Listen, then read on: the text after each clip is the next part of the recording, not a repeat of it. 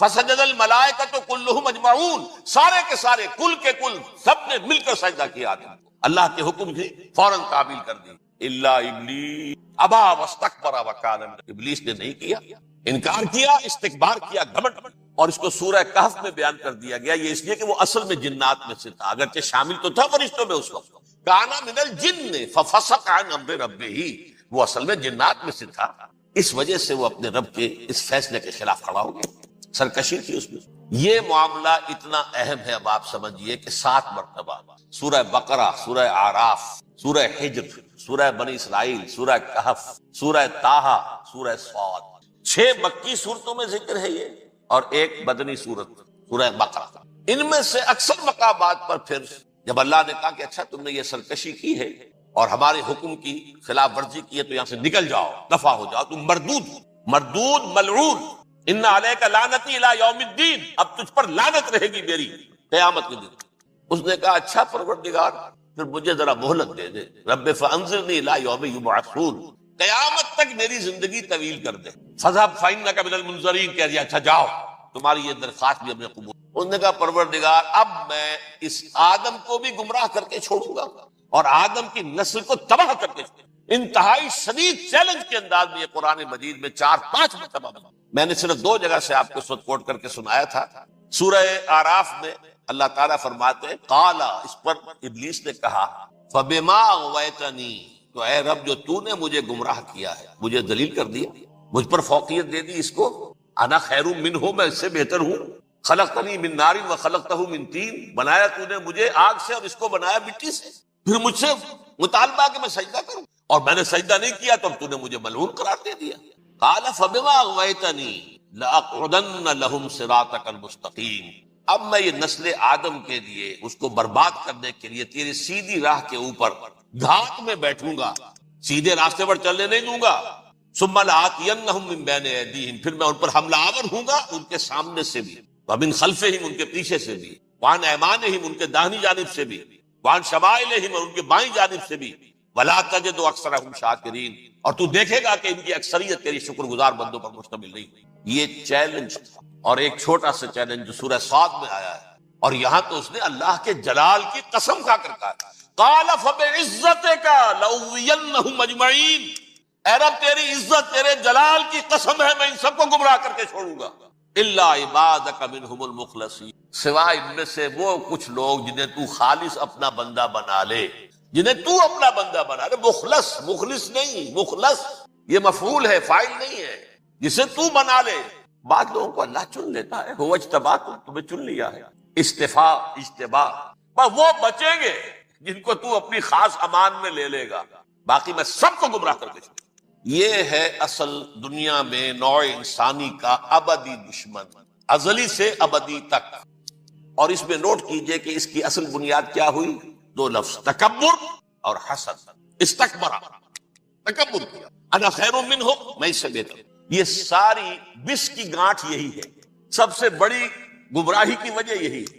اسی لیے کہا ہے حدیث میں لن يدخل الجنہ من کان فی قلبہ مثقال حبۃ من کبر، جنت میں ہرگز وہ شخص کبھی بھی داخل نہیں ہو سکے گا جس کے دل میں رائے کے دانے کے برابر بھی کبر، تکبر سب سے بڑا۔ الکبر ردائی، اللہ فرماتا ہے یہ تکبر یہ تو میری چادر ہے، کوئی شخص تکبر کرتا تو گویا میری چادر گھسیٹ رہا ہے میرے کندھے سے۔ عرب میں کسی شخص کی توہین کرنی ہوتی تھی تو اس کی چادر گھسیٹتے تھے، ننگا کر دیا گویا، یہ میری ردائی ہے، الکبر ردائی، یہ میری چادر ہے، یہ جامہ مجھے زیب دیتا ہے، مجھ پر راستہ۔ اور حسد، آدم کو جو برتری عطا ہو گئی اس حسد کی آگ میں وجہ، اور اس کا انتقام لینا چاہتا ہے۔ آدم سے بھی، آدم کو بھی گمراہ کیا، جنت سے نکلوایا، ویسے نکلنا تو انہیں تھا ہی مشیت اذن میں، لیکن فوری طور پر اللہ کے حکم کی خلاف ورزی تو کروائی۔ فعصى آدم ربہ فغوى، آدم نے اپنے رب کے حکم کی نافرمانی کی اور گمراہ ہوا عارضی طور پر۔ یہ دوسری بات ہے، توبہ کر لی، اللہ نے توبہ قبول فرما لی، معاف کر۔ کوئی مستقل جو ہے وہ نسل انسانی پر اس گناہ کا اثر متوارث طور پر نہیں آ رہا ہے، ختم ہو چکا معاملہ، ہوا تھا ہو گیا۔ فتلقى آدم من ربہ کلمات فتاب علیہ انہ هو التواب الرحیم۔ اور توبہ کی شان یہ ہے جب وہ قبول ہو جائے اللہ کی جناب میں، کیا تائب من الذنب کمن لا ذنب له، گناہ سے توبہ کرنے والا ایسے ہوتا ہے جیسے اس نے کبھی گناہ کیا ہی نہیں، لیکن بہرحال وہ گناہ کرنے میں کامیاب ہو گیا، حضرت آدم اور حوا کو۔ اور نوع انسانی کی عظیم اکثریت عظیم اکثریت اس کے داؤ میں آئی ہوئی ہے نہیں. کتنے ہیں وہ عباد اللہ المخلصین الا عبادک منہم المخلصین جو واقعتاً خالصتاً اللہ کے ہیں، جنہیں اللہ نے اپنا بنا لیا، اپنا قرار دے دیا. اب اس کے ساتھ نوٹ کیجئے، اس ابلیس کے ساتھ ایک فوج بھی ہے جسے قرآن مجید میں کہا گیا ہے یہ اس کی پارٹی حزب الشیطان، یہ اکیلا نہیں ہے. ایک تو وہ عزازیل ہے، اس کی طویل ترین عمر اللہ نے دے دی، وہ تو قیامت تک رہے گا. باقی بھی جنات جو ہیں ان کی نسل میں سے یا اس کی نوع میں سے، اس کی نسل میں سے جنات کی عمریں انسانوں کی عمروں سے زیادہ ہیں، بہت زیادہ ہیں. لیکن پھر بھی اتنی نہیں ہے. یہ خاص ہے اس کا معاملہ کہ اس نے کہا تھا رب انظرنی الی یوم یبعثون، مجھے دے دے مہلت اس وقت تک تاکہ میں ثابت کر کے دکھا دوں کہ جسے تو نے یہ خلافت دیا یہ اس کا اہل نہیں ہے. Let me prove this point ولا تجد اکثرهم شاکرین، تو ان کی اکثریت کو شکر گزار نہیں پائے گا. وہ ابلیس جو ہے وہ ریکروٹ کرتا ہے اپنے فوجی، اول تو خود جنات میں سے جو اس کے نمبر 1 لشکری ہے. قرآن مجید میں اس کا اشارہ دیا گیا ہے انہو یراکم ہوا وقبیلہ من حیث لا ترونہم. دیکھو لوگو، اے انسانوں، وہ ابلیس لعین عزازیل اور جو اس کے قبیلے کے لوگ ہیں، جنات ہیں، وہ تمہیں وہاں سے دیکھتے ہیں اور تاکتے ہیں اور حملہ کرتے ہیں جہاں سے تم انہیں نہیں دیکھتے. وہ غیر مرئی ہیں، انویزیبل ہیں، تمہیں نظر نہیں آتے. ویزیبل دشمن کا وار تو روک لو گے، انویزیبل کا کیسے روکو گے؟ انہو یراکم ہوا وقبیلہ، اکیلا ہی نہیں ہے وہ تو تمہیں تاکتا ہے، تم پر حملہ کرتا ہے، گھات میں لگ کر جو ہے تمہارے اوپر حملہ کرتا ہے، وہ بھی اور اس کے ساتھ اس کے قبیلے کے لوگ جنات بھی، من حیث لا ترونہم، جہاں سے کہ تم انہیں نہیں دیکھتے. لیکن اس کے علاوہ وہ انسانوں میں سے بھی ریکریوٹ، رنگ روٹ وہ برپا کر، وہ جو ہے ان کو اپنے پاس رکھتا ہے فوج کے. جس کی سب سے بڑی مثال کیا ہے؟ سورہ مجادلہ میں اللہ تعالیٰ نے منافق، حالانکہ وہ کون تھے؟ بظاہر حضور کا کلمہ پڑھنے والے، حضور کے پیچھے نماز پڑھنے والے، اسلام کا دعویٰ کرنے والے، ان کو اللہ فرماتا ہے اولئک حزب الشیطان الا ان حزب الشیطان هم الخاسرون.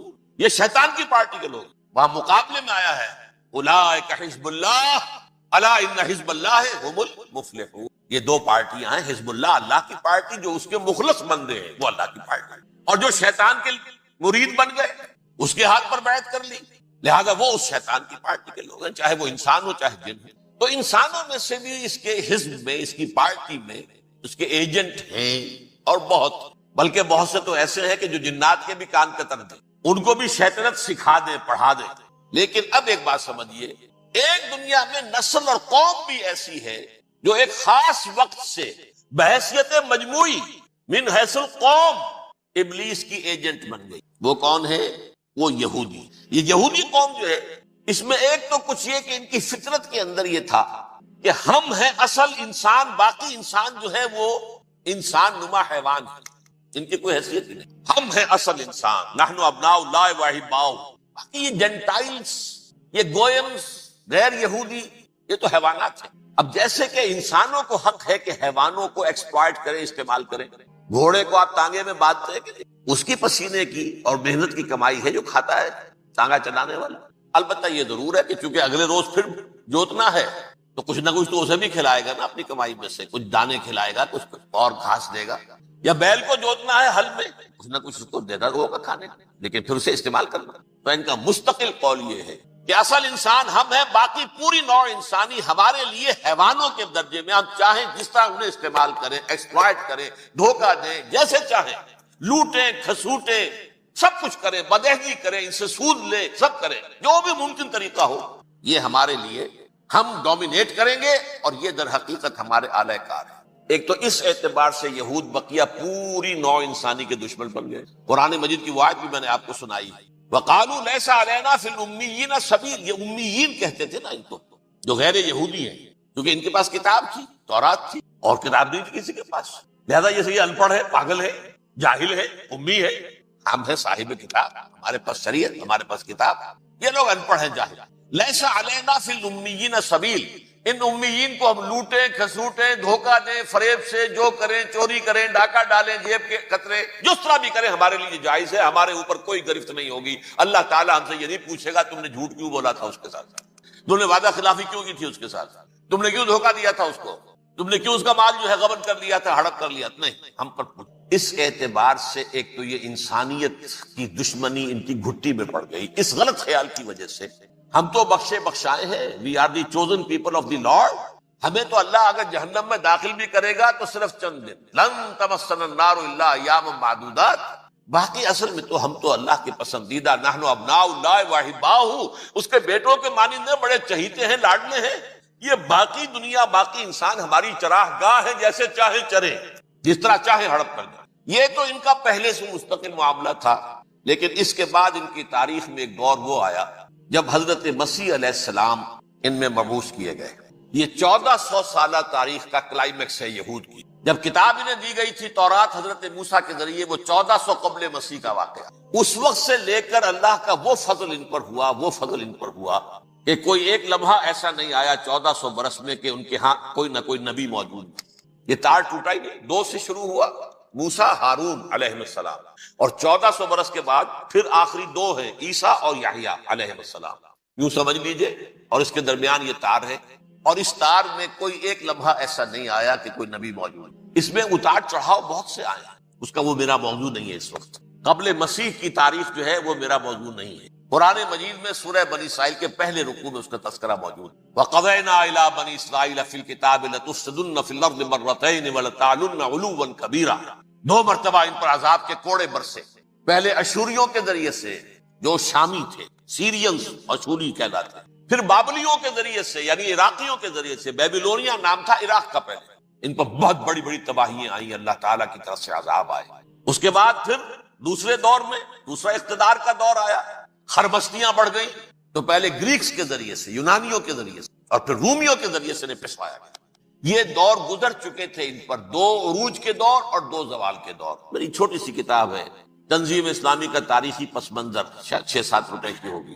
اس کو آپ دیکھیں گے تو اس میں اس کا پورا نقشہ آپ کو. ویسے تو یہ کہ میری جو ذرا بڑی کتاب ہے سابقہ اور موجودہ مسلمان امتوں کا ماضی، حال اور مستقبل، اس میں میں نے ان معاملات پر بڑی تفصیل سے بحث کی. بہرحال یہ جو دور تھا ان کا 1400 سالہ، وہ اونچ نیچ سے ہوتا ہوا جب آیا ہے حضرت مسیح کی بعثت پر، تو ان کی شرارت کی انتہا یہ ہو گئی کہ اللہ تعالیٰ نے مسیح کو رسول بنا کر بھیجا. رسولاً الی بنی اسرائیل. حضرت موسیٰ اور حضرت عیسیٰ کے درمیان رسول کوئی نہیں ہے، سب نبی ہیں. حضرت موسیٰ رسول تھے اور حضرت عیسیٰ رسول. درمیان میں داؤد ہو، سلیمان ہو، یشعیاء ہو، زکریا ہو، یہ سب نبی ہیں. یحییٰ نبی ہے، رسول نہیں ہے. لہذا وہ شہید کر دیے گئے. رسول شہید نہیں ہو سکتا، قتل نہیں ہو سکتا. لیکن عیسیٰ اور موسیٰ کے درمیان 1400 برس ان کے جو ہیں، اس کا کلائمیکس ہے حضرت مسیح علیہ السلام کی بعثت. اور حضرت مسیح علیہ السلام کو جسے اللہ نے اپنی روح قرار دیا، روح منہ، کلمتہ القاہا الی مریم، اللہ کا کلمہ. عظیم ترین معجزات. انہوں نے کیا کہا؟ یہ ولد الزنا ہے، حرام زادہ ہے، معاذ اللہ، نقل کفر نہ باشا، یہ جادوگر ہے، یہ مرتد ہے، یہ واجب القتل. اصل حکومت اس وقت رومیوں کی تھی حکومت، لیکن انہوں نے انہیں آٹونومی دے رکھی تھی، اپنے مذہبی معاملات تم خود طے کر سکتے. تو کائفاس جو اس وقت کا ان کا ہیڈ ربائی تھا سب سے بڑا، اس کی عدالت نے فیصلہ کیا مسیح کو سولی چڑھا دیا جائے. پائلیٹس پونٹس، اس کے پاس ان کی ارزداشت پہنچ گئی، یہ ہمارا مجرم ہے مذہبی، یہ مرتد ہے، یہ کافر ہے، یہ جادوگر ہے، یہ واجب القتل ہے، اسے قتل کر دو، سولی چڑھا دو. خیر وہ لمبی بات ہو جائے گی. اس نے تو اپنے ہاتھ دھوئے کہ صاحب ہمارے پاس کوئی جرم نہیں ہے اس کے خلاف، تم کہتے ہو تو ٹھیک ہے، سولی چڑھا دیتے. یہ دوسری بات ہے کہ اللہ نے حضرت مسیح کو اٹھا لیا آسمان پر. ان کی جگہ وہ شخص سولی چڑھا جس نے غداری کر کے گرفتار کروایا تھا، جوڈاس اسکیریوٹ. اس کی شکل اللہ نے بدل دی حضرت مسیح کی سی، اور حضرت مسیح کو فرشتے اٹھا کے اوپر لے گئے، وہ زندہ آسمان پر اٹھا لیے. اور یہ ساری تفاصیل نہ قرآن میں ہے نہ حدیث میں ہے، یہ انجیل میں ہے. لیکن انجیل کون سی؟ برنباس کی، gospel of the Lord according to Saint Barnabas. یہ حواریین مسیح میں سے تھے، لیکن عیسائی ان کو تسلیم نہیں کرتے، ان کی بائبل کو صحیح نہیں مانتے، کینونیکل نہیں مانتے. 100 انجیلیں تھی، 104 تھی، جن میں سے 4 چنی ہیں انہوں نے. یہ متی اور جان اور مرکس مارکس یہ ہے. تو یہ 4 انجیلیں ہیں، انہوں نے تسلیم کیے کہ یہ کینونیکلز ہیں، یہ تو ہیں حقیقی. باقی جو ہے 100 اس کو وہ تسلیم نہیں. ان میں سے ایک ہے یہ برنباس. اس میں یہ تفصیل ہے کہ اللہ تعالیٰ نے اس شخص کی، جیوڈاس کی، یہودا جیوڈاس اس کو انگریزی میں کہتے ہیں، اس کی شکل بدل دی حضرت مسیح کی سی. وہ گرفتار ہوا، وہ سولی چڑھا. وہ غدار تھا، غداری کی سزا اسے ملنی تھی، وہ مل گئی. حضرت مسیح کو فرشتے 4 اٹھ رہے ہیں. جس کوٹڑی میں حضرت مسیح مقیم تھے، ایک باغ کے اندر وہ کوش تھے، اس کی چھت پھٹی ہے. 4 فرشتے آئے ہیں، حضرت مسیح کو اٹھا کر لے گئے ہیں. چھت برابر ہو گئی ہے. اس کے بعد وہ شخص پکڑا گیا. بہرحال حضرت مسیح کو اللہ نے اٹھا لیا آسمان. لیکن وہ دن ہے کہ اس قوم کو اب مغضوب علیہم قرار دے دیا. نوٹ کر دیجئے، اصل میں تو ہونا یہ چاہیے تھا کہ رسول کی جان کے درپے جب کوئی امت ہو جاتی تھی تو اللہ کا قاعدہ یہ تھا کہ اس امت کو نسیہ منسیہ کر دیا. حضرت نوح کی قوم کو ختم کیا یا نہیں؟ حضرت ہود کی نگاہوں کے سامنے قوم عاد برباد کی گئی یا نہیں؟ حضرت صالح کی نگاہوں کے سامنے قوم سمود برباد ہوئی. یہ اللہ کا قاعدہ رہا. سدوم اور عمورہ کی بستیاں حضرت لوط علیہ السلام جہاں بھیجے گئے، مدین کا علاقہ جہاں حضرت شعیب بھیجے گئے، آل فرعون جن کی طرف موسیٰ کو بھیجا گیا، سب ہلاک کر دیے. کیونکہ رسولوں کے بارے میں اللہ کا نبیوں کے بارے میں یہ بات نہیں ہے. نبی آیا، اس نے دعوت دی، جس نے مان لیا اچھا کیا، اپنے لیے اچھا کیا، نہیں مانا اس کی اپنی جو ہے آخرت برباد ہو گئی. دنیا میں کوئی فیصلہ اس کا نہیں. لیکن رسولوں کا معاملہ یہ ہوتا ہے کہ دنیا میں وہ اللہ کی عدالت بن کر آتے ہیں. مانو گے تو بچو گے، نہیں مانو گے ہلاک. تو اس اعتبار سے وہ مستحق تو ہو چکے تھے اس کے کہ انہیں ہلاک کر دیا جائے. اب اللہ کی کوئی خصوصی مشیت ہے، اس میں کیا حکمت ہے وہ ہے ایک حکمت، میں بعد میں اگر وقت ہوا تو بتاؤں گا.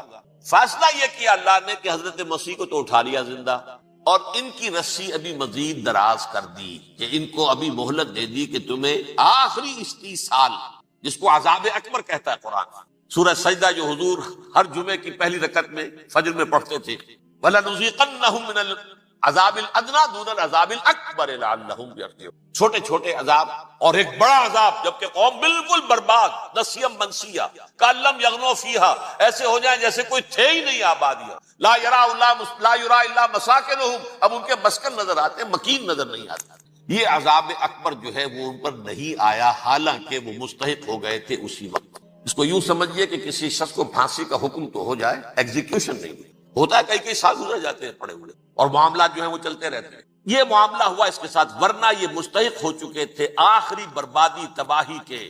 عذاب استیصال، جڑ سے کاٹ دینے والا عذاب، وہ آ سکتا تھا ان پر اسی وقت، لیکن اللہ نے ان کی مہلت دراز کی. لیکن اس کے بعد اللہ نے ان کو ایک اور موقع دیا. 600 برس بعد حضرت مسیح کے محمد الرسول اللہ صلی اللہ علیہ وسلم کے بیس. اور یہ میں سمجھتا ہوں کہ اس قوم پر اللہ کا اتنا بڑا فضل تھا، اتنا بڑا فضل تھا، اتنا بڑا فضل تھا. اب پھر ایک موقع دیا، عسیٰ ربکم ان یرحمکم وان عدتم عدنا. دیکھو اب بھی تمہیں ہم ایک موقع دے رہے، تمہارا رب تمہارے اوپر اب بھی فضل کرنے کو تیار ہے، رحم فرمانے کو تیار ہے. ان ھذا القرآن یہدی للتی ہی اقوم. اس قرآن کے سائے میں آ جاؤ، یہ شاہدرا ہے ہدایت میں آنے کا، اس میں داخل ہو جاؤ، محمد کی تصدیق کرو صلی اللہ علیہ وسلم، دامن محمدی میں آ جاؤ، اب بھی ہم تمہارے گناہ بخش دیں. لیکن نہیں، اس قوم نے حضرت محمد صلی اللہ علیہ وسلم کی دشمنی کی کمر کسی. اور اب یوں سمجھیے اس تاریخ سے لے کر آج تک یہ گٹھ جوڑ ہے. ظاہر بات ہے کہ ابلیس کا بھی اصل دشمن اب کون ہے، یا ہدف کون ہے، ٹارگٹ کون ہے؟ جنہوں نے محمد کو نہیں مانا صلی اللہ، وہ تو ہے ہی جہنمی. ان پر کوئی اور محنت کرنے کی ضرورت کیا ہے؟ سمجھ رہے میری بات؟ حضور کی بعثت کے بعد جنہیں حضور کو رد کر دیا، ان پر ایمان نہیں لائے، وہ کون ہے؟ کافر، وہ جہنمی ہے ہی ہے. لہذا اس کے اوپر کوئی محنت صرف کرنے کی ابلیس کو ضرورت نہیں. اس کا اصل ٹارگٹ امت محمد ہے صلی اللہ علیہ وسلم. وہ ساری نوع انسانی کی دشمنی اب آ کر مرکوز ہو گئی ہے امت محمد صلی اللہ علیہ وسلم کی دشمنی. اور اسی طرح یہود کا معاملہ، اگرچہ ویسے پوری نوع انسانی کے دشمن ہیں، انہیں حیوان سمجھتے، ان کی جان مال اپنے لیے مباح سمجھتے ہیں، جس طرح چاہے لوٹے کھسوٹے کھائے پیے ہی نہیں. لیکن اب ان کی بھی دشمنی کا سب سے بڑا مرکز امت محمد. کیوں؟ وہی تکبر اور حسد، وہی بیماری. انہیں تکبر یہ ہو گیا تھا کہ 2000 سال سے یہ نبوت ہماری میراث، ہماری جاگیر. بنو اسرائیل کے اندر سینکڑوں نبی آئے، 3 کتابیں اللہ نے ہمیں عطا کی. یہ کہاں سے آ گیا محمد صلی اللہ علیہ وسلم؟ معاذ اللہ ثم معاذ اللہ. یہ امیین میں سے، یہ جنٹائلز میں سے، یہ گوئنز میں سے، یہ حقیر ان پڑھ. کہاں ہم، کہاں یہ نہیں تسلیم کریں. حالانکہ قرآن کہتا ہے یعرفونہ کما یعرفون ابناہم. ان کے علماء ایسے پہچانتے تھے حضور کو جیسے اپنے بیٹوں کو پہچانتے کہ یہ آخری نبی ہیں. لیکن تکبر اور حسد کی آگ میں جل گئے. اب ان کے بھی دشمنی کس سے ہے؟ محمد اور امت محمد صلی اللہ علیہ وسلم. یہ گٹھ جوڑ ہے. اب دیکھیے، یہ ہے میری گفتگو کا اب تک کی گفتگو کا حاصل. یہ گٹھ جوڑ، ایک غیر مرئی دنیا، انویزیبل دنیا کا ابلیس لعین اور جنات میں سے اس کے لشکری فوج. انسانوں میں سے ویسے تو اور بھی بہت جگہ اس کے ایجنٹ ہے، مسلمانوں میں بھی ہے، لیکن بحیثیت قوم، بحیثیت مجموعی، ایک پوری قوم، ایک پوری نسل جو ہے اس کے ساتھ گٹھ جوڑ ہے. ان دونوں کی گٹھ جوڑی کے ساتھ یہ دشمن دون ہیں انسانیت کے. پہلا دشمن ابلیس لعین، عزازیل لعین، اور دوسرے دشمن یہود ملعون. اب میں آپ کو ذرا اس جو انسانوں میں سے انسان دشمنی کا جن کا سب سے بڑا رول ہے، میں ان کی 2000 سالہ تاریخ کا آپ کے سامنے نقشہ رکھنا چاہتا ہوں۔ ان 1400 سال کا تو میں نے صرف 4 آپ کو پوائنٹس بتائے۔ موسیٰ سے عیسیٰ تک 1400 برس علیہ الصلوۃ والسلام، 2 مرتبہ عروج، 2 مرتبہ زوال، اشیریوں کے ہاتھوں پٹوائی، بابلیوں کے ہاتھوں پٹانا، گریکس کے ہاتھوں مرمت، رومنس کے ہاتھوں۔ یہ جو 2000 سال ہیں، کیونکہ اب تو ظاہر بات ہے 21ویں صدی شروع ہو گئی، 20 صدیاں حضرت مسیح کو پوری ہو گئی۔ پہلی بات نوٹ کیجئے، حضرت مسیح کی پیدائش ہے سن 1 قبل مسیح۔ یہ نکتہ آپ نے کبھی سنا ہے یا نہیں؟ جب ملینیم کا سلسلہ شروع ہوا تھا پچھلے سال، تو میں نے بیان کر دیا تھا کہ ایک عجیب حساب کے اندر انہوں نے غلطی کی ہوئی ہے۔ حضرت مسیح کی پیدائش ہوئی 25 دسمبر کو، سن انہوں نے شروع کر دیا، اس کے بعد جنوری آئی تو پہلا سال شروع ہو گیا۔ اگر جنوری سے پہلا سال شروع ہوا تو یہ 6 دن جو ہے تو اس کے پچھلے سال میں تھے، لہذا کہا جائے گا کہ Jesus Christ was born 1 year before Christ BC۔ تو 1 قبل مسیح میں حضرت مسیح کی پیدائش ہوئی۔ یہ آخری اسرائیلی نبی اور رسول۔ یہودی علماء کی مخالفت، دشمنی، سولی پر چڑھوا دینا میں بیان کر چکا ہوں۔ سن 33 عیسوی میں جبکہ حضرت مسیح کی عمر 33 برس تھی، اللہ تعالیٰ نے انہیں زندہ آسمان پر اٹھایا، لیکن یہودیوں نے اپنے خیال کے مطابق انہیں سولی پر چڑھوا دیا، ان کی موت واقع۔ اگرچہ اس کے بعد یہ اختلاف ہے، یہودی کہتے ہیں وہ سولی پر چڑھ گیا، ختم ہوا، مر گیا، عیسائی کہتے ہیں نہیں، انتقال ہوا ہے مسیح کا صلیب پر، لیکن پھر وہ دوبارہ زندہ ہو گئے ہیں۔ ان کی لاش ایک غار میں رکھ دی گئی تھی، وہاں ریزریکشن ہو گیا، ان کا باعث بعد الموت وہی ہو گیا، اور پھر انہیں اللہ نے زندہ آسمان پر اٹھایا۔ تو ہمارے اور عیسائیوں کے درمیان نوٹ کر لیجئے، یہ چیز مشترک ہے کہ حضرت مسیح آسمان پر زندہ اٹھائے گئے۔ فرق کیا ہے؟ وہ سمجھتے ہیں کہ سولی دیے گئے، سولی پر مرے، پھر زندہ ہوئے، پھر گئے۔ ہم سمجھتے ہیں کہ نہیں، وما صلبوہ وما قتلوہ، انہوں نے نہ صلیب دے سکے انہیں اور نہ انہیں قتل کر سکے، بل رفع اللہ الیہ، اللہ نے اٹھا لیا۔ پھر ہمارا اور یہ اس کا عیسائیوں کا ایک اور اتفاق ہے، سیکنڈ کمنگ آف جیسس، حضرت مسیح دوبارہ آئیں گے، یہ عیسائیوں کا بھی عقیدہ ہے اور ہمارا بھی۔ بہرحال تو جیسا کہ میں نے عرض کیا کہ اس وقت یہ عذاب استیصال، عذاب اکبر کے مستحق ہو چکے تھے، لیکن اللہ نے ان کی مدت دراز کی، لیکن ان پر دنیاوی عذاب کا ایک کوڑا جو ہے اللہ تعالیٰ کی طرف سے اسی وقت برسا۔ دنیاوی عذاب دنیا میں رہتے ہوئے ختم نہیں کیا گیا۔ 37 برس بعد حضرت مسیح کے رفع سماوی کے 37 برس بعد سن 70 میں یہودیوں نے بغاوت کی رومیوں کے خلاف۔ رومی ٹائٹس جنرل تھا ایک، اس نے پھر جو حملہ کیا ہے، 1,33,000 یہودی ایک دن میں قتل کیا یروشلم میں، اور ہیکل سلیمانی گرا دیا۔ وہ ہیکل پہلے بھی گرا تھا، پہلے 1400 سال کے دوران میں بھی نبوکدنضر نے گرایا تھا، لیکن پھر اس کے 150 سال بعد انہوں نے دوبارہ بنا لیا تھا، اس لیے وہ اسے سیکنڈ ٹیمپل کہتے ہیں۔ پہلا ٹیمپل جو حضرت سلیمان نے بنایا تھا، نبوکدنضر نے گرا دیا 587 قبل مسیح میں، پھر دوبارہ انہوں نے 150 سال کے بعد بنا لیا۔ وہ اس تاریخ کا حصہ ہے، میں نے جس کے بارے میں آپ کو تفصیل نہیں بتائی۔ اس میں یہ ہوا سن 70 میں وہ گرا دیا گیا، وہ آج تک گرا پڑا ہوا ہے۔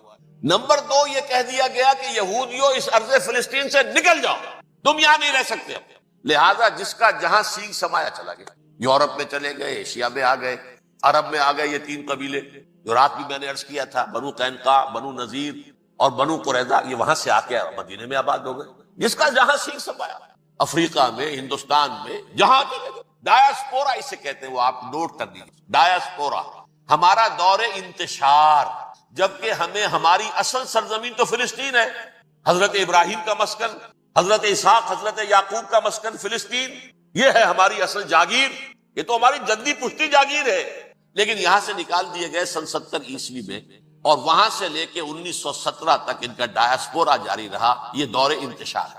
اس دور انتشار کے اب چند حصے ہیں جس کو میں چاہتا ہوں کہ آپ علیحدہ علیحدہ سمجھیں۔ دور انتشار کا جو پہلا جو ہے تقریباً 300 برس رومی حکمران تھے، وہ یہودیوں کے بھی دشمن تھے اور عیسائیوں کے بھی دشمن تھے، عیسائی اور یہودی ایک دوسرے کے بھی دشمن تھے، لیکن رومی سمجھتے تھے کہ یہ ایک ہی تھیلی کے چٹے بٹے ہیں۔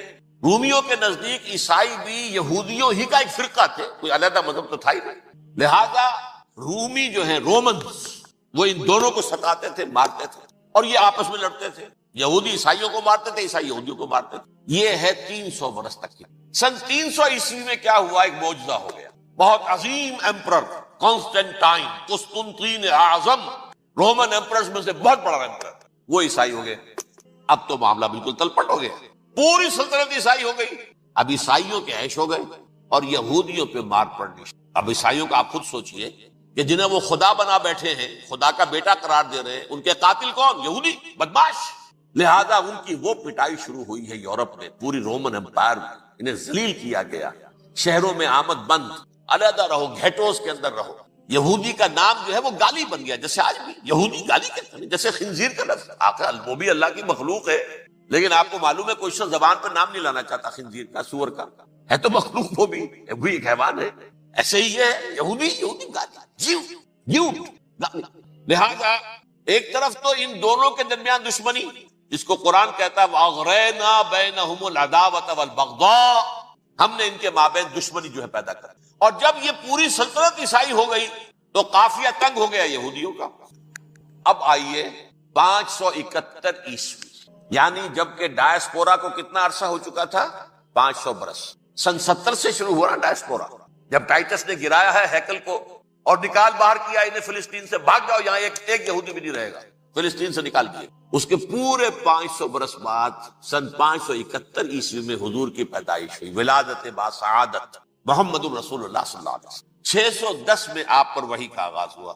لیکن حضور کے ساتھ ان کا معاملہ کیا رہا؟ اول تو جبکہ حضور ابھی مکے ہی میں تھے، یہودیوں نے ریشہ دوانیاں شروع کر دی حضور کے خلاف. قریش مکہ کو سکھاتے تھے، پڑھاتے تھے، ان سے یہ پوچھو، ان سے یہ پوچھو، یہ اس طرح تنگ کرو، ان سے یہ امتحان لو. یہ آپ کے علم میں سورہ بنی اسرائیل میں، سورہ کہف میں وہ سوالات، جو امتحانی سوالات آئے تھے، ذوالقرنین کون تھا، اصحاب کہف کون تھے، تم رسول بنے پھرتے ہو تو بتاؤ، اور یہ روح کی حقیقت کیا بتاؤ. یہ ساری ریشہ دوانیاں کر رہے تھے بیٹھے ہوئے ابھی وہی پر. حضور ابھی پہنچے بھی نہیں. ہجرت فرما کر حضور تشریف لے آئے تو حضور نے جسے ماسٹر سٹروک کہا جائے گا، یعنی اسٹیٹس مین شپ کا ماسٹر سٹروک، آپ نے مدینے میں آتے یہودیوں کے ساتھ پیکٹ کر دیا، جوائنٹ ڈیفنس پیکٹ آف مدینہ، کہ اگر مکے والے ہم پر حملہ کریں گے تو ہم مل جل کر ایک قوم کی حیثیت سے مقابلہ کریں گے. یہ میثاق مدینہ کہلاتا ہے، جس کے بہت غلط معنی پہنائے جا رہے ہیں آج کل. بہرحال میں موضوع میرا چونکہ یہ نہیں، میں ادھر نہیں جاؤں گا. لیکن ہوا کیا؟ ہر مرتبہ یہ خیانت کے مرتکب ہوئے، ان نے جو عہد کیے تھے ان سے پھرے. اندر ہی اندر سازش، ریشہ دوانی، حضور کی بدترین دشمنی.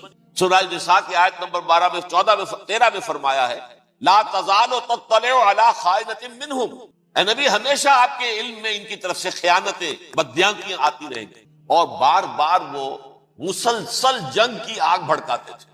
قریش کو دعوت دیتے، آؤ آؤ آؤ، ہم اندر سے بغاوت کر دیں گے، تم آؤ تو صحیح، ختم کریں محمد کو اور اہل ایمان کو صلی اللہ علیہ وسلم رضی اللہ تعالی عنہ اجمعین. لیکن پھر جب وہ آتے تھے تو یہ دبک جاتے تھے، ان میں ہمت نہیں تھی، میدان کے مرد نہیں رہے تھے. یہ سورہ حشر میں ان کا نقشہ کھینچا گیا ہے. کھلے میدان میں مقابلے کی اس کے اندر صلاحیت ہی نہیں ہے. یہ تو فصیلوں کے پیچھے سے، جیسے عورتیں کہیں دیہات میں لڑائی ہوتی ہے تو مرد جو ہے گلیوں میں لڑتے ہیں، عورتیں اوپر سے پتھر پھینکتی ہیں، بس وہ کام یہ کر سکتے تھے. من ورائے جدر، فصیلوں کے پیچھے سے، جنگ میں میدان میں نہیں آ سکتے. بہرحال قرآن مجید میں ہے یہ سورہ مائدہ کی آیت نمبر 64، کلما اوقدوا نارا للحرب اطفاها اللہ. اکثر و بیشتر مواقع پر تو یہ جب آگ بھڑکاتے تھے جنگ کی، اللہ اسے بجھا دیتا تھا. لیکن بہرحال اس کے باوجود جنگیں ہوئی، غزوہ بدر، غزوہ احد ہوئی کہ نہیں. یہ ساری اس اصل شرارت ہوئی، اور اس کے نتیجے میں حضور نے پھر ایک ایک کر کے 3 قبیلوں کو سزا دی.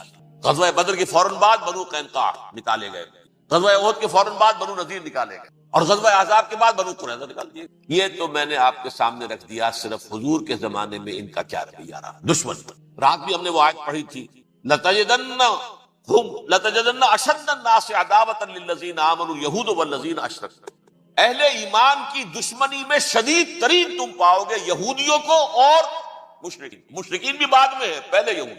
حضور کے بعد کیا ہوا اب یہ نوٹ کیجئے، یہ ان کی تاریخ کا دوسرا دور. حضرت عمر رضی اللہ تعالیٰ عنہ کا عہد خلافت ہے. بیت المقدس کا محاصرہ کیا گیا، فصیل بڑی اونچی، شہر اندر سے سیلف سفیشینٹ، حملے کا راستہ کوئی نہیں، محاصرہ طول کھینچ رہا ہے، لیکن ان کے پاس رسد بھی موجود ہے، پانی بھی موجود ہے، وہ دروازے بند کر کے بیٹھے ہوئے. بالآخر اللہ تعالیٰ کی مشیت کا ظہور کیسے ہوا؟ ان کے کچھ علماء آئے فصیل پر، کہا دیکھو مسلمانوں، تم قیامت تک بھی یہاں پڑے رہو گے محاصرہ کر کے، ہمارا یہ شہر فتح نہیں ہوگا. ہاں ایک درویش بادشاہ کے ہاتھوں یہ شہر فتح ہونا ہے، لیکن تمہارے اندر ہمیں وہ نظر نہیں. ابو عبیدہ بن الجراح رضی اللہ تعالی عنہ، امین هذه الامہ، ان کا فوراً ذہن گیا وہ درویش بادشاہ مدینے میں بیٹھا ہوا ہے عمر رضی اللہ تعالی. اب ایک اور عمر بھی ہے جو قندھار میں بیٹھا ہے. نقشہ وہی ہے، سادگی کی حد تک بالکل وہی، اپنی آنکھوں سے دیکھا. وہی عمر اول عمر ثانی تھے عمر بن عبدالعزیز. اب ایک اللہ کے فضل سے اللہ تعالیٰ ایدہ اللہ بنصرتہ، اللہ تعالیٰ ان کی نصرت فرمائے، دشمنوں کو ان کے مقابلے میں نیست و نابود کرے. انہوں نے ریکویسٹ بھیج دی کہ حضور تشریف لائیے، یہ شہر فتح ہو جائے گا. وہ ہے سفر تاریخی، اتنا طویل سفر، تقریباً 700 میل، ایک اونٹ، ایک خادم، ایک منزل پہ امیر المومنین اوپر بیٹھے، خادم آگے چل رہا ہے، اگلی منزل پہ خادم اوپر بیٹھا ہے، امیر المومنین آگے جا رہا ہے. اور جب پہنچے ہیں تو وہ باری تھی خادم کی، انہیں ہاتھ جوڑ دیا، حضور خدا کے لیے تم کیا کہیں گے لوگ، وہ میرا برا حال کر دیں گے، تمہیں شرم نہیں آئی؟ امیر المومنین پیدل آگے چل رہے ہیں نکیل پکڑ کر، اور تم بیٹھے ہو اوپر براجمان ہو. حضرت عمر فرمایا الدور دورک، نہیں باری تمہاری، بیٹھ. اس حال میں پہنچے. اور پھر یہ کہ ابو عبیدہ بن الجراح آئے ہیں، استقبال کیا ہے تو دیکھا ہے اس حال میں چلے آ رہے ہیں. عمر نکیل پکڑے ہوئے چلے آ رہے ہیں، اور کہتے ہیں کہ کہیں کیچڑ ویچڑ تھا، جوتے خراب ہو گئے تھے، وہ بھی اتار کے ہاتھ میں پکڑے ہوئے، کپڑے تو تھے ہی پھٹے ہوئے. انہوں نے کہا بھی حضرت ابو عبیدہ نے، دیکھیے یہ بڑا متمدن ملک ہے، بڑا مہذب علاقہ ہے، یہ آپ ذرا حلیہ اپنا دوست فرما لیں تب جا کے پیش ہم آپ کو کریں گے. آپ نے فرمایا نحن قوم اعزنا اللہ بالاسلام، ہم وہ قوم ہیں جنہیں اللہ نے عزت دی ہے اسلام کے ذریعے سے، کپڑوں کے ذریعے سے، دولت کے ذریعے سے. اسی حال میں گئے ہیں، اوپر سے انہوں نے کھڑے ہو کر نشانیاں دیکھی ہیں، اپنی کتابیں کھولی، ہاں یہ وہی ہے. اچھا لو جی سرنڈر، شہر تمہارے ہاتھ میں. خون کا ایک قطرہ نہیں بہا اور بیت المقدس فتح ہوا. لیکن اس وقت حضرت عمر نے ایک نرمی یہ کی کہ یہودیوں کے لیے بھی اسے اوپن سٹی قرار دے دیا. یہ احسان عظیم حضرت عمر کا. اس سے پہلے یہودی آ ہی نہیں سکتا تھا، داخل ہی نہیں ہو سکتا تھا، وہاں وہ آ کر وزٹ نہیں کر سکتا تھا، زیارت نہیں کر سکتا تھا اپنے مقدس مقامات کی. حضرت عمر نے یوں سمجھیے کہ تقریباً 550 برس کے بعد ان کے لیے راستہ کھولا ہے کہ ہاں تم آ سکتے ہو، زیارت کر سکتے